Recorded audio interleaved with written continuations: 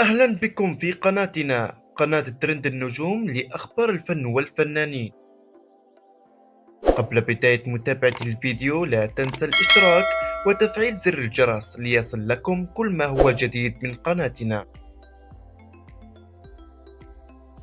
أول تعليق لريم النجم بعد تسريب فيديو رقصها المثير: تعرضت للغدر والخيانة من أشخاص دخلوا بيتي.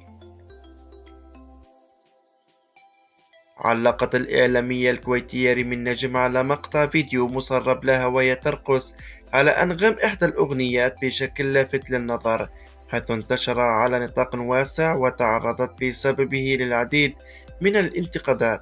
وأزاء تداول المقطع من حساب الإعلامية الكويتية على سناب شات للعديد من الحسابات وبين المتابعين. خرجت ريم النجم عن صمتها مؤكدة أنها تعرضت للغدر والخيانة من أشخاص دخلوا منزلها وهم من قاموا بتسريب هذا المقطع.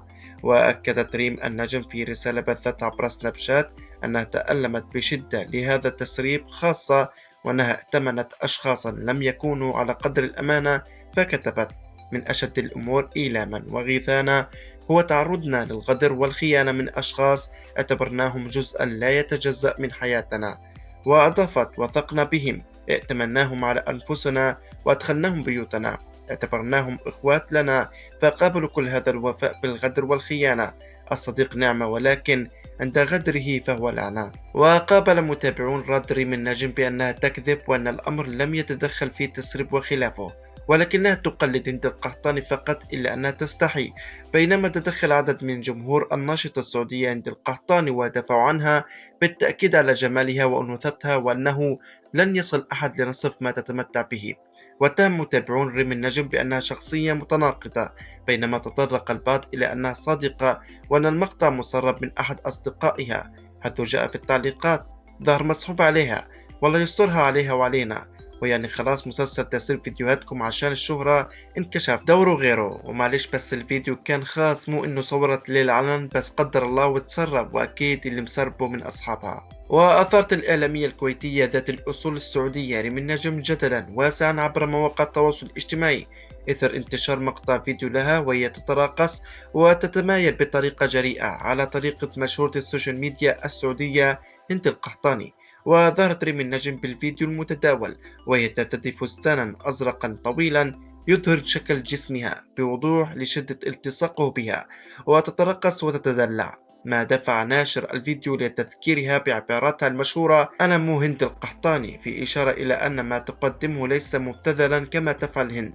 وتصدر هاشتاغ ريم النجم ترند الأعلى عبر تويتر، سخر خلاله المغردون مما حدث لها واعتبروه عقابا إلهيا بعد سخريتها وشماتتها بهند القحطاني. وبعد انتشار المقطع علقت ريم بمنشور عبر سناب شات قالت فيه: اللهم استر عوراتي وامن روعاتي، اللهم احفظني من بين يدي ومن خلفي وعن يميني وعن شمالي ومن فوقي، وأعوذ بعظمتك أن أختل من تحتي، اللهم إنك تعلم سري وعلانيتي وما نزل بي، ولا حول ولا قوة إلا بك.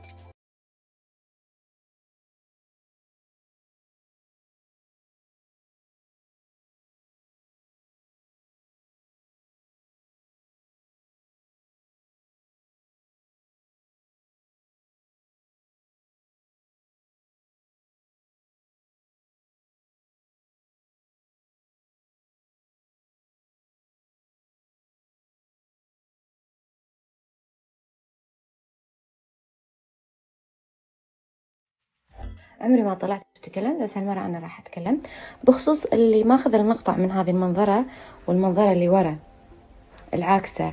بس بقولك شغلة واحدة حبيبي، أنت إذا تبي هذا المحتوى نهائيا لا تفكر أنك تتابعني، لأن أنا ما راح أقدم لك المحتوى ولا راح أعطيك اللي أنت تتمناه أو اللي أنت تبي تشوفه. في ناس غيري ممكن أنها هي تقدم لك هذا المحتوى.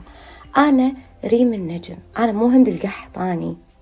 أنا دايما ما أحب أتكلم ولا أقول شيء، بس في ناس غيري تقدم هذا المحتوى وتحبه، أنت روح شوفها. أنا إذا أبي أطلع نفسي بالصورة اللي أنت طلعتني فيها وخذيت الفيديو ونشرته، معني أنا مسحته بسرعة، ما أدري كنت أصور كنت أسبة أعدل الكرسي، تقوم أنت تاخذ الفيديو تقصه لأنك مخك وسخ ويبي يشوف هذه الأشياء.